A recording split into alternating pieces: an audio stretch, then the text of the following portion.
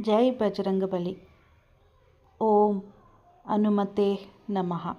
ನನ್ನ ಭಾರವನ್ನೆಲ್ಲ ಆಂಜನೇಯನೇ ಹೊತ್ತುಕೊಂಡು ನನಗೆ ಶಕ್ತಿ ಧೈರ್ಯ ಕೊಡು.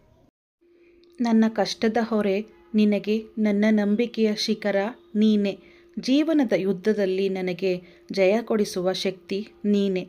ನನ್ನ ಕಣ್ಣೀರನ್ನು ಶಕ್ತಿಯಾಗಿ ಮಾಡು ಆಂಜನೇಯನೇ. ನಿನ್ನ ನಾಮಸ್ಮರಣೆ ನನ್ನ ಜೀವನದ ಅತಿ ದೊಡ್ಡ ಆಶ್ರಯ.